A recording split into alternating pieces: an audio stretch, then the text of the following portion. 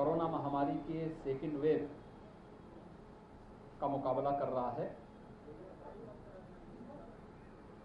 आदरणीय प्रधानमंत्री जी के मार्गदर्शन में पूरे देश के अंदर कोरोना के खिलाफ बड़ी मजबूती के साथ एक अभियान चल रहा है और उसके अपेक्षित परिणाम भी प्राप्त हो रहे हैं। उत्तर प्रदेश जो देश की आबादी की दृष्टि से सबसे बड़ा प्रदेश है,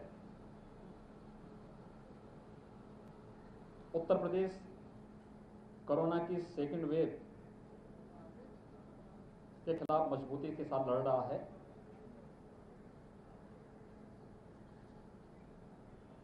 प्रदेश के अंदर अर्ली एंड एग्रेसिव कैंपेन का परिणाम आज सामने आ रहा है, जिसमें हम लोगों ने टेस्ट एंड ट्रीट को ध्यान में रख करके बृहद पैमाने पर अभियान चलाया है और उसके बहुत अपेक्षित परिणाम सामने आए हैं। पिछले 10 दिनों के अंदर उत्तर प्रदेश के अंदर 85,000 से अधिक एक्टिव केस कम हुए हैं। उत्तर प्रदेश के अंदर 30 अप्रैल 2021 को 3,10,000 एक्टिव केस थे। आज प्रातः 10 मई को जो रिपोर्ट हमारे सामने आई है, इसमें 2,25,000 एक्टिव केस वर्तमान में उत्तर प्रदेश के अंदर हैं। फर्स्ट वेव का मुकाबला उत्तर प्रदेश ने बेहतर तरीके से किया था और उसके बेहतर परिणाम भी सामने आए थे। सेकेंड वेव में भी उत्तर प्रदेश उसी प्रबंधन के साथ काम कर रही है। आप याद करिए, जब पिछली बार मैं यहां पर सुपर स्पेशलिटी ब्लॉक को कोविड हॉस्पिटल के रूप में, डेडिकेटेड कोविड हॉस्पिटल के रूप में उद्घाटन करने के लिए आया था, उस समय बहुत सारे लोग ये कहते थे कि साहब इतने पेशेंट नहीं, इतने बेड का ये हॉस्पिटल बनाने की आवश्यकता क्या है। ये 500 बेड का डेडिकेटेड कोविड हॉस्पिटल हम लोगों ने उस समय यहां पर बनाया था और बीच में तो ये भी बात आने लगे कि साहब इसको बंद कर देना चाहिए। तो हम लोगों ने कहा नहीं, बंद नहीं करना है। देश के अंदर अन्य राज्यों में और दुनिया के तमाम अन्य देशों में जो स्थिति है उसको देखते हुए हमें इसको आगे बढ़ाना होगा। आपने देखा होगा गोरखपुर और पूर्वी उत्तर प्रदेश के हजारों लोगों के जीवन को बचाने में इस डेडिकेटेड कोविड हॉस्पिटल ने, हमारे यहाँ के चिकित्सकों ने, हेल्थ वर्कर्स ने बहुत बड़ी भूमिका का निर्वहन किया। ऐसे ही प्रदेश के अंदर अलग अलग जनपदों में भी स्थिति है, इसको लेकर के बहुत उसके साथ वे कार्यक्रम हम लोग आगे बढ़ा रहे हैं। आशंका थी, देश और दुनिया के तमाम एक्सपर्ट इस बात को कहते थे कि उत्तर प्रदेश में 5 से 10 मई के बीच में 1 लाख केस पर डे आएंगे, लेकिन टेस्ट एंड जिस एग्रेसिव अभियान को लेकर के हम लोग चले, उस अभियान का परिणाम है कि आज प्रदेश के अंदर 21,000 पॉजिटिव केस आए हैं। कल 23,000 थे। ये लगातार इसमें गिरावट है, एक डिक्लाइन ट्रेंड की तरफ जा रहा है। यानी हमारा जो कोरोना के खिलाफ रणनीति है वह सफलता के साथ आगे बढ़ रही है और इसीलिए हम लोगों ने प्रदेश के अंदर कोरोना कर्फ्यू के साथ निगरानी समितियों और आरआरटी को एक विशेष अभियान के साथ जोड़ा है। हर ग्राम पंचायत में एक निगरानी समिति स्क्रीनिंग का काम करे। जिन लोगों को जो लक्षण युक्त हैं या संदिग्ध हैं उनको वहां पे मेडिकल किट उपलब्ध करवाएं और आरआरटी को तत्काल सूचना दें। आरआरटी जाकर के उनका एंटीजन टेस्ट कर लें। एंटीजन टेस्ट के साथ ही वहां पर एक व्यवस्था देख लेना कि अगर उस परिवार के पास, उस व्यक्ति के पास अपने घर में होम आइसोलेशन की सुविधा है तो उसे होम आइसोलेट करने, जिसमें सेपरेट रूम, सेपरेट टॉयलेट है तो होम आइसोलेट की व्यवस्था वहां पर करना। नहीं तो गांव में ही एक क्वारंटीन सेंटर बना करके उन्हें गांव में निगरानी समिति की देखरेख में उनकी वहां पर रहने खाने की सारी सुविधा देना, डॉक्टर का ऑब्जर्वेशन हो। इन चीजों को लेकर के निरंतर एक अभियान चल रहा है और इस अभियान में जितनी जल्दी हम हर पेशेंट को दवा उपलब्ध करवा लें उतना ही मृत्यु दर कम होगा। और ये अभियान इसी रूप में प्रदेश के अंदर हम लोगों ने प्रारंभ किया है। 1 सप्ताह तक ये अभियान चलेगा। दूसरा, जो आशंका व्यक्त की गई है, यानी इसके लिए तो टेस्ट की व्यवस्था। आज उत्तर प्रदेश देश के अंदर सर्वाधिक टेस्ट करने वाला प्रदेश है। प्रतिदिन 2.25 लाख से लेकर के 2.5 लाख तक के टेस्ट प्रदेश के अंदर हो रहे हैं। जहां पे पॉजिटिविटी ज्यादा है वहां पे टेस्ट बढ़ाने के लिए उन जनपदों से लगातार कहा जा रहा है। फर्स्ट वेव जब आई थी तो फर्स्ट वेव में हमारे पास जो सबसे अधिक केस आए थे वो आए थे 68,000। एक्टिव केस 68,000 तक थे और एक दिन में केस आने की संख्या थी वह थी 7,500। लेकिन सेकेंड वेव कितनी तीव्र है आप इसी से अनुमान कर सकते हैं कि हमारे पास एक दिन में जो केस सर्वाधिक केस आए थे 24 अप्रैल को आए थे, वो केस थे 38,055 और 30 अप्रैल तक पहुंचते पहुंचते एक पीक पर था। तब हमारे पास एक्टिव केस थे प्रदेश में 3,10,000।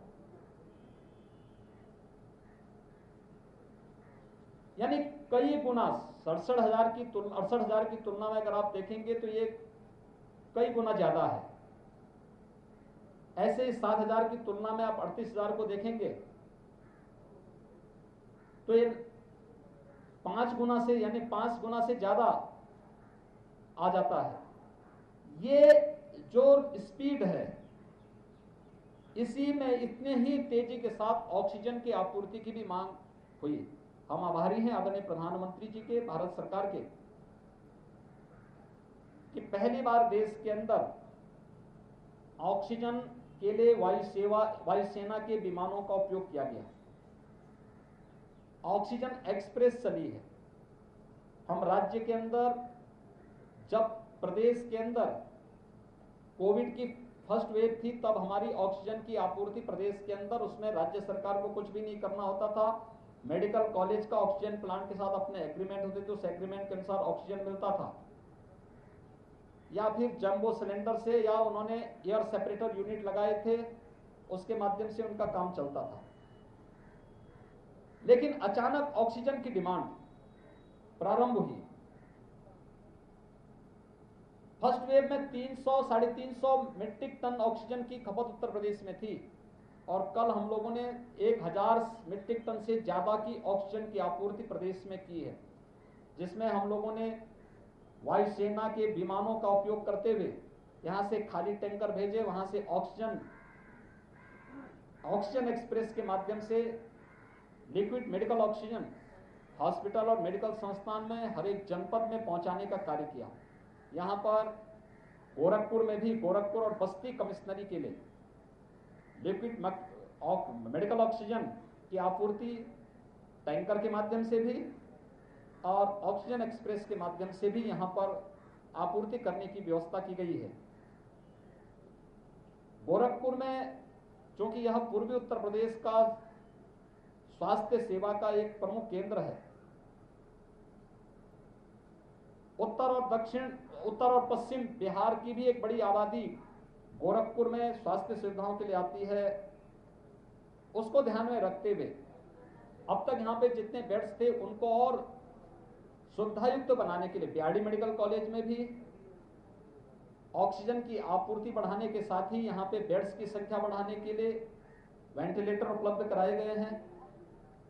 और अभी मैं एम्स में जा रहा हूँ, एम्स में बोइंग के माध्यम से, जो अंतर्राष्ट्रीय विमानन कंपनी है, उसके माध्यम से सीएसआर की मद से 200 बेड का एक डेडिकेटेड कोविड हॉस्पिटल वेंटिलेटर युक्त वहां पर उपलब्ध किया जा रहा है। उसमें वो मैन पावर उपलब्ध कराएंगे, साथ साथ स्टेट गवर्नमेंट भी उन्हें उपलब्ध कराएगी। ऑक्सीजन की आपूर्ति स्टेट गवर्नमेंट उनको वहां पर उपलब्ध कराएगी। फायर सेफ्टी, इलेक्ट्रिक सेफ्टी और सिक्योरिटी की व्यवस्था स्टेट गवर्नमेंट उसमें करवाएगी। इन सभी कार्यों के साथ इन कार्यक्रमों को हम आगे बढ़ा रहे हैं। कोरोना महामारी के खिलाफ जो हमारा सबसे बड़ा अस्त्र है वह है प्रदेश के अंदर कोरोना महामारी, और देश के अंदर, दुनिया के अंदर भी वह सुरक्षा कवच हमें वैक्सीन दे सकता है। देश के वैज्ञानिकों का हम अभिनंदन करते हैं कि उन्होंने प्रधानमंत्री जी के मार्गदर्शन में 2 स्वदेशी वैक्सीन देश को दी हैं और वैक्सीनेशन का कार्यक्रम सफलतापूर्वक चल रहा है। उत्तर प्रदेश के अंदर अब तक वैक्सीनेशन में 1 करोड़ 40 लाख के आसपास लोगों को हम लोग वैक्सीन दे चुके हैं, जिसमें 1 करोड़ 38 लाख से ज्यादा 45 प्लस से जुड़े हुए लोग हैं और 1 लाख से ज्यादा हम लोगों ने अब तक 18 प्लस लोगों को, 18 से 44 के बीच के लोगों को भी वैक्सीन दिया है। आज से हम लोगों ने प्रदेश के अंदर वैक्सीन के कार्यक्रम को और तेजी की है। 4000 से अधिक सेंटर में हमारे 45 प्लस से जुड़े हुए लोगों को वैक्सीन दिया जा रहा है। 18 प्लस के लिए, 18 से 44 के बीच की आयु वर्ग के लोगों के लिए आज 11 जनपद के 200 से अधिक केंद्रों में वैक्सीन उपलब्ध करवाने की कार्रवाई प्रारंभ हुई है। ये वैक्सीन सुरक्षा कवच हर एक व्यक्ति को दे सकता है और ये वैक्सीन हर एक व्यक्ति को बिना भेदभाव के निःशुल्क उपलब्ध कराने का कार्य 18 से 44 के बीच में प्रदेश सरकार और 45 प्लस के लिए भारत सरकार के माध्यम से निःशुल्क उपलब्ध हो रही है और इसको हम निःशुल्क उपलब्ध करवा रहे हैं प्रत्येक व्यक्ति को। आपके माध्यम से मेरी जनता से अपील है कि ये महामारी है, ये महामारी को हम सामान्य फ्लू समझने की भूल न करें। बचाव ही बीमारी में सर्वोत्तम उपाय है और बचाव के लिए हम लोगों को एक कोरोना के जो प्रोटोकॉल तय किए गए, हाई रिस्क कैटेगरी से जुड़े हुए जितने भी लोग हैं वे अनावश्यक रूप से बाहर न निकलें, वे घर में रहें, घर में भी मास्क का इस्तेमाल करें, जिसमें 60 साल से ऊपर के लोग, 10 वर्ष से कम के बच्चे, गर्भवती महिलाएं, कम इम्यूनिटी के लोग, एक या एक से अधिक बीमारियों से ग्रसित लोग, वे सभी लोग इसमें पूरी सतर्कता बरतें। एक एक व्यक्ति का जीवन कीमती है, किसी भी स्तर पर लापरवाही न हो। दूसरा, अगर किसी को बाहर निकलना ही है, जो सामान्य लोग हैं, तो वे लोग भी मास्क का इस्तेमाल जरूर करें। कोई चीज का लेन देन कर रहे हैं, ग्लव्स जरूर पहनें। इसके अलावा अनावश्यक भीड़ न लगाएं, 2 गज की दूरी का पालन करें। अगर इन सभी नियमों का पालन करते हुए हर व्यक्ति शासन के द्वारा निर्धारित नियमों के साथ जुड़ता है, तो न केवल स्वयं को सुरक्षा प्रदान करता बल्कि समाज को भी वह सुरक्षा प्रदान करने में अपना अमूल्य योगदान दे रहा है। और मेरी अपील होगी कि यह समय लापरवाही का कतई नहीं है, किसी भी स्तर पर नहीं है। आज मैं इसीलिए गोरखपुर और बस्ती कमिश्नरी की समीक्षा बैठक के माध्यम से मैंने यहाँ पर प्रशासन को भी जो आवश्यक कार्रवाई की जानी चाहिए, अलग अलग स्तर पर कुछ जगहों पर अच्छा काम हुआ है, कुछ जगहों पर अभी और बेहतर करने की गुंजाइश है, उसको और बेहतर करने के लिए उन्हें कहा गया है। साथ साथ जनप्रतिनिधियों का सहयोग किस किस स्तर पर हम बचाव के साथ कर सकते हैं, इस पर भी एक विस्तृत चर्चा यहाँ पर हुई है। अभी मैं एम्स में जा रहा हूँ, जहाँ पर हमें 200 बेड का एक डेडिकेटेड कोविड हॉस्पिटल, वेंटिलेटर युक्त हॉस्पिटल की निर्माण की कार्रवाई वहाँ पर प्रारंभ होनी है और बहुत शीघ्र ही गोरखपुर को एक नई चीज यहाँ के लोगों को उपलब्ध होगी। मैं आप सबसे अपील करूंगा कि जागरूकता के इस अभियान में हेल्थ वर्कर्स, कोरोना वॉरियर्स और वे सभी स्वयंसेवी संगठन जो इस अभियान के साथ जुड़ करके लोगों के जीवन को बचाने में अपना योगदान दे रहे हैं, उन सब के मनोबल को हम बढ़ाने में अपना योगदान दें। धन्यवाद। बहिणाबाईंची जात्यावरची ओवी म्हणजे